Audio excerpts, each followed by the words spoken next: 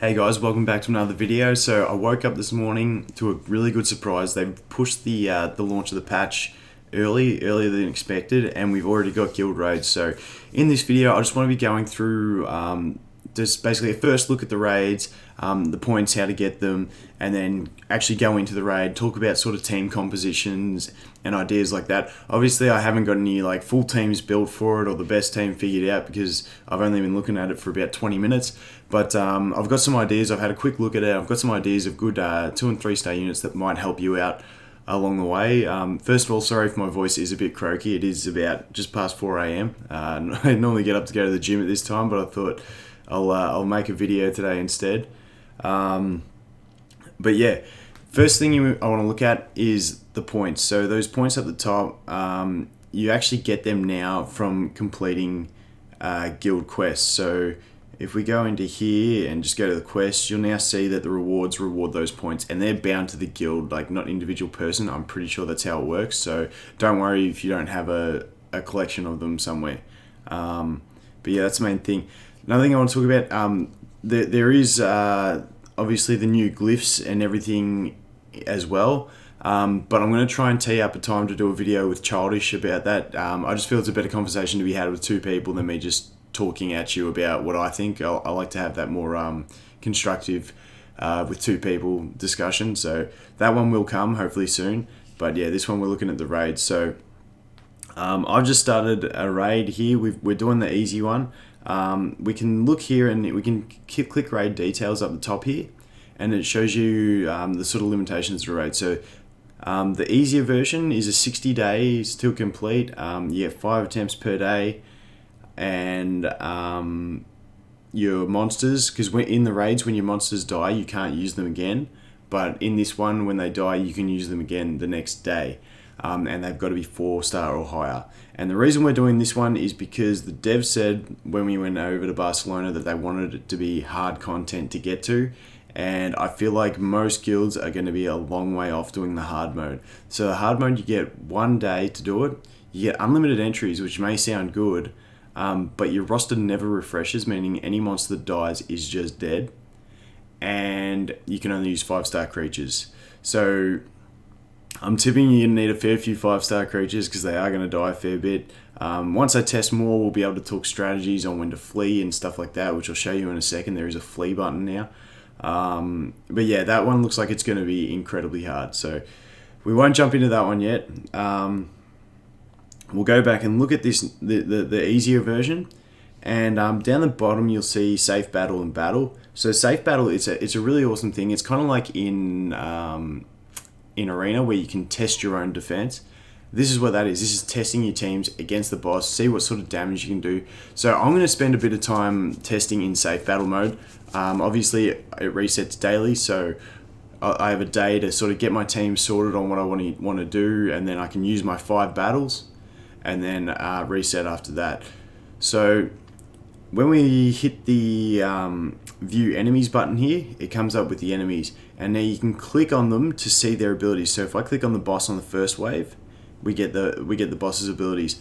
So I'll go quickly through the waves, and I'm pretty sure that he's got the 25% health markers along his health, and when he hits a new health marker, that's when he phases into a new phase. But I don't think it phases in the middle of you battling him. I think it's just next time you come in or anyone else comes in, he'll be in that next phase.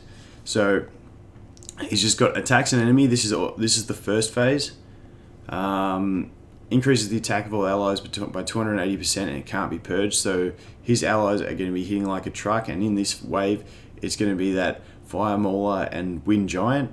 So you've always got to consider what his little allies are doing too, but the big thing is going to be what the boss is doing. So then we've got cannot be directly targeted by the enemy. So this first wave, you're really going to want AoE attackers.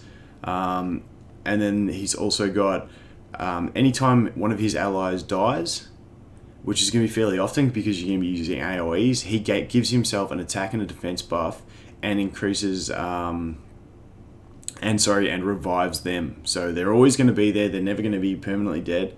I'm not sure if block revive works. This is some more testing we'll have to do. So if block revive works on his allies, then we'll see. Because when we look at the immunities. This is the boss. He's got a lot of immunities here. He's got turn bar reduction, which sucks. Basically everything in the game besides your standard like speed, slow, attack break, defense break, and that sort of thing. So when we look at units we want to bring, some key things we really want to bring, I think, and these all have to be AoE on the first wave. I think you're really going to want an attack break, a defense break, and a speed slow. Attack break, like this will be more testing, but if you go for more of a YOLO build, just try and kill him and punch through it, you might not need the attack break. He's obviously got that one skill that just deletes one of your monsters, just randomly kills one, they can't be revived.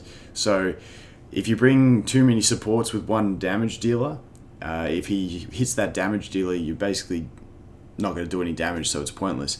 So that'll be an interesting one to test. But yeah, so speed slow, attack break, defense break. For your own team, a speed buff would be really nice. A defense buff would be nice as well. Once again, the defense buff, it depends if you're going more YOLO or not. Then another one, because he's always getting that defense buff.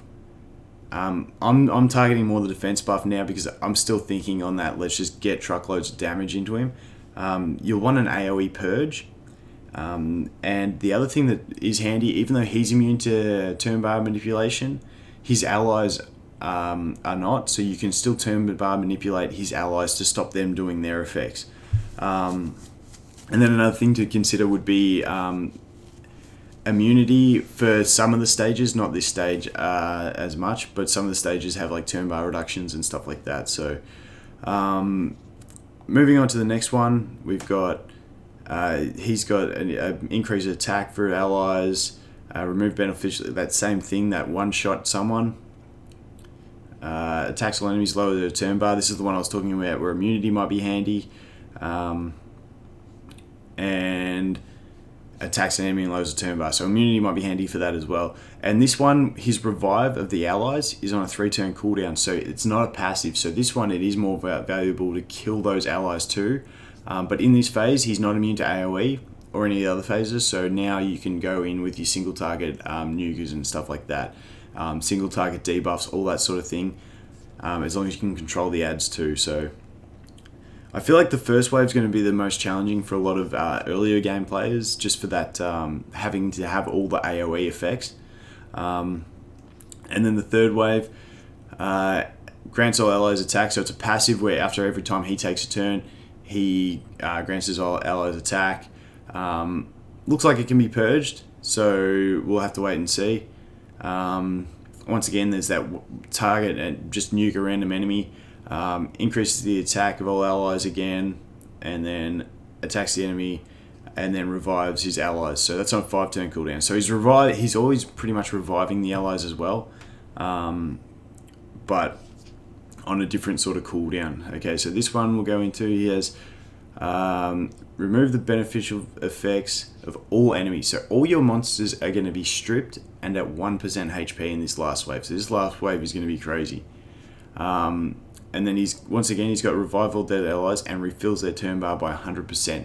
So in this one, I'm thinking you want to be targeting the boss and just controlling the ads, because if he's reducing you 1 HP, and then he can just revive his allies and put their turn bar to 100%, you're dead. So I feel like this one's going to be about targeting the boss with damage and then controlling the ads.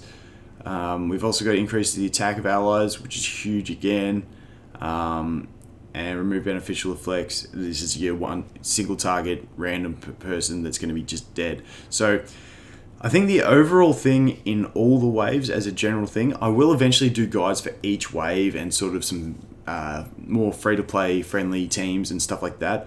But I think the general theme is, except for the first one where you have to do AoE, because the boss is immune to all those harmful effects, you really want for damage, because it's all scaled on damage, you really want your attack buff in your team, you really want the defense break, and then you really want to control the ads as well. So you want the AoE slows, AoE turn bar reductions. Even though the turn bar doesn't affect the boss, I feel like it's going to be helpful for not letting those ads get the turn. And then obviously everything else is going to be helpful as well. The attack breaks, all that sort of thing. So when I think about some free-to-play units that sort of help for this sort of stuff, when I'm looking at that purge, So in that wave where he gives his allies that stacking buff, a purge is going to be really handy. And also in the first one where he's getting the defense buff. And I really like the Earth Ghost for it. The Earth Ghost, if you didn't know, that little magnifying glass under it, you can click on it and see their glyphs and see their skills. So the Earth Ghost is awesome because that purge is on a 2-turn cooldown when you skill it up once, which is awesome. Also reduces the critical chance, which is also going to be helpful, make you take less damage hopefully. So that's awesome for that purge, especially on the first wave when you be doing AoE damage. He's going to be reviving the allies more often and getting that defense buff more often. So the purge is going to be fantastic. And the other great thing is you've also got the AoE turn bar reduction. Once again, this doesn't affect the boss, but it does affect the ads, meaning they're not going to be attacking you as much as well. So that's a really good option for that purge. If we look at something else, for speed slow, and because this one's all AoE, you want AoE speed slow. And my option would probably be the Wind Samurai, because where is he? So, because you need damage, obviously. So he's got that good AoE damage. And this attack is AoE. The targeted monster gets haunted, which means you can't target the boss. So the boss is going to be part of the ones that get slowed, which is handy. So you're bringing a big nuke in with a speed slow. And the other thing is that, yes, you end up haunting one of the minions, the ads, instead of slowing him. But the next time you use it, you can slow the other one if you're turn bar manipulating and all that sort of stuff. So he's a good option. I really like him for it because the things you want is damage, and he is really good for damage. For the armor break, I'm thinking the Kappa. The Kappa's got the armor break, AoE haunt. So he's just going to do really good damage to that boss. The other awesome thing is that he has the turn bar reduction and speed slow for whichever one of the ads is getting up there. Also very helpful. So if you team him up with the Samurai, you're basically going to end up with AoE haunt due to this guy and AoE slow because the one that the Samurai targets, this guy can slow. So very helpful. Something else to consider is turn bar reduction, which is probably what I'm going to test in my first team when we go into it. I'll do a team run after this. But what other sorts of things? When I talk about if you're playing more defensively, you want the defense buff. Obviously, speed buff's a great thing. Speed buff, I'd probably be looking at something like the Water Holy Sister is a great option because she's got the cooldown reduction as well. So she's a fantastic option. Another one you could look at is the Druid for the speed buff because it's got the speed buff. She's got the defense buff as well, and she's also got that little heal. So, and obviously the immunity as well. Not so important on this first wave, but in the other waves, the immunity could be helpful, and she could be awesome because she brings so much to the table. And then for attack break's another big one. And when I was talking about attack break and speed slow, obviously the water bird's an option because it's got that attack break, the speed slow, the shelter, all that good stuff. It just becomes a matter of what other monsters you have to team up to fill the gaps. So for me, I'd also think about using my the Harpy because I've got the Samurai. If I'm using the Samurai for the speed slow in with the Kappa, this Harpy can then do the AoE attack break. So you've got the attack break, you've got the speed slow, you've got all that good stuff. She also has the single target defense buff on her second skill, which also increases attack bars. So she could always use that if you see the boss's turns coming around and you want to protect something, you can always throw that on the one that's on your low monster and just protect it. The other thing to consider is the boss, I'm fairly certain, has no attribute. So you can see its circle. You may think it's water because it's an eel and it's blue, but I'm pretty sure it has no attribute. So there's no type of monster you want to bring in. There's no attribute advantage. So don't worry about that sort of thing. But yeah, I think that's pretty much all like I said, this is just a first look. I'll have a lot more content coming out about these guild raids and testing, and I'll have a lot more for you guys. But I think what I'll do is I'll just test a run. We'll have a look. I'll just do it in safe battle mode to test. I can't use my Samurai because unfortunately I stripped his glyphs to put onto the Wind Shogun because I was testing him in some speed runs. But so he'll have to stay out for now. But for me, in my team, obviously, once again, I will be making sort of more free to play teams. But I'm just going to test out my standard cooldown reducers. These guys. And like I said, if I get nuked on my nuker, I'm pretty hard done by, but I'm just going to play the gamble. So I'm going to use my dragon as my nuker. The great thing about the dragon, I know not many people have him, but his second skill is also a purge, a 50% chance to purge, which is fantastic for this. So he's my big nuke, and he's also going to be purging that defense buff off the boss. So that's why he's there. The other three are there so that basically try and keep all my cooldowns ready all the time, have the attack buff, have the speed buff, have all that good stuff. And then the only thing I'm missing is a defense break. And once again, yes, I'm using really good units, but this is just compiling a quick team. I will get the others done. Then I'm going to throw in my water dragon, because the water dragon is also fantastic. He's got that turn bar depletion for the ads. And then he's also got the armor break, both AoE. So he's fantastic.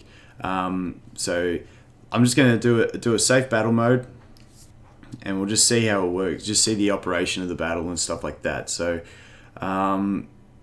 here we go. Oops, on auto. So there you go. He's reduced the attack bars of the ads and stuff like that. I'll just use my Holy Sister to refresh. If you look above the third skill on my monster, you'll see this little button. And that's an escape. So the creature has a 70% chance to flee from the battle. HP and cooldowns will stay the same. So say my dragons just use his AoE. Next turn I try and flee. His AoE will still be on cooldown and his HP will still be low. But it means he won't die, and I'll be able to use him in the next time I do the fight. But like I said, this easy mode, it resets every day. You do 5 battles every day. So that's all going to come into more strategy later on. But now I'm just going to use the AoE and try and get some damage in. You'll see I killed him and instantly he's revived. This wave there's no turn bar manipulation, no turn bar advantage to the allies when he revives them, so it's not too bad. And my dragon's just going ham. So now I'll do this, reduce some cooldowns again.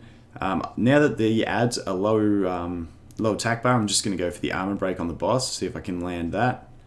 And then boom, got that. Once again, he revives all the time. Okay, so there we go. He's just done his auto attack. So now I'll boost the attack bars. It looks like his skill is already on cooldown. Is that the one? Which one is it?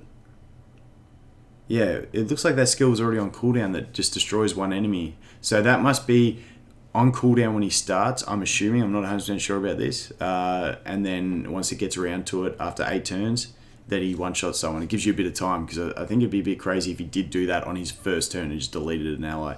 So there we go. So now I'll just boost again, reduce my cooldowns again, and that's basically what this team does. Just keep reducing cooldowns, boosting attack bars, and then see there, I managed to purge the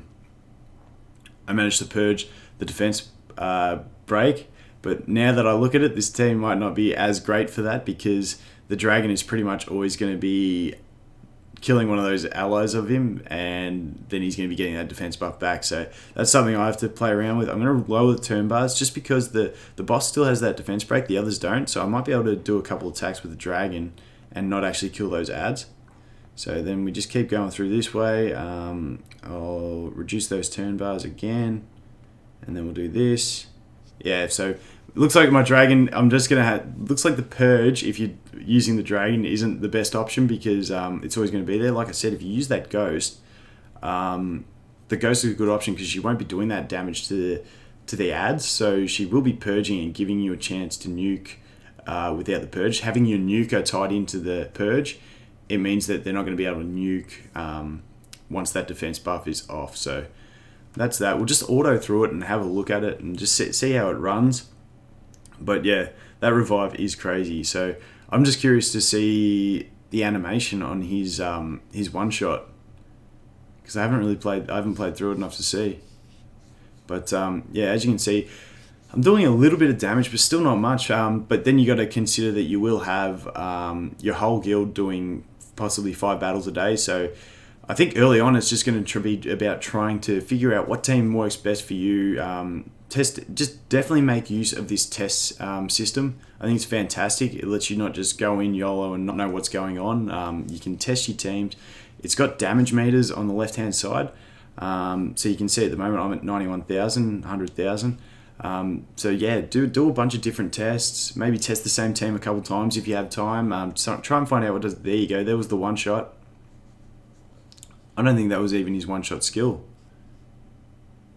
Okay, so that's the block revive one. So the one he killed my dragon with, which is a normal attack that one shotted my dragon. So maybe the defense buff is going to be more of a thing. So that's it. So now that you can see, now that he's destroyed my nuker, I'm pretty much done for. I'm not going to get much more damage in. So that's pretty much it for that raid. That's it's quite intense. Like I said, a lot of testing to be done. But yeah, hope that gives you guys a bit of a fair idea of what to start out with when you're looking at your teams. But yeah, I think it's going to be a balance between nuking and surviving. Obviously, you don't want to play full survival because he's going to one-shot one of your monsters eventually, and you don't want to go. You maybe want to go full YOLO. That could definitely be an option, and just get as much damage in before he gets that single target nuke.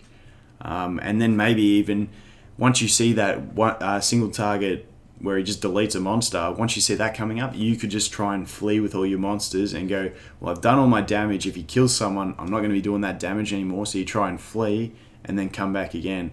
Because I'm not sure where his cooldowns are at when you start again. That's another thing we'll have to test out. Because if you do flee, and then his cooldowns are reset, so he's back on that full cooldown for his single target just deletion, then you might be able to work your way around it and not actually have to have him use that attack and kill a monster straight away. But once again, when you do flee, you only have 70% chance.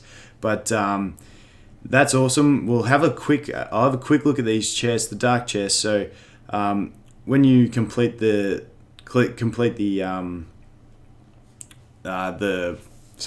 when you complete the raid, you get these rewards based on your position, and then you use those points, the keys, to then open chests. So with this, the easy one, you're getting 165 for top rank, 75 for bottom rank. So it's not too bad rewards for the bottom rank either. So if you're like basically the worst person, it's going to be a bit over 10 run-throughs to open a chest. And then once you eventually get onto this one, you're getting much better rewards. So 240 is a minimum. So once everyone, this is probably going to be like, just looking at how hard it looks, I'm thinking 6 months down the track before a lot of guilds are going to be able to do the hard mode on it. So but once you get into it, you will be getting those rewards much more, opening those dark chests. So like I said, I'll try and do a video with Childish in the next couple of days. If I can't, then I will just do a discussion about all the other features, the impact of the glyph changes, all that sort of thing.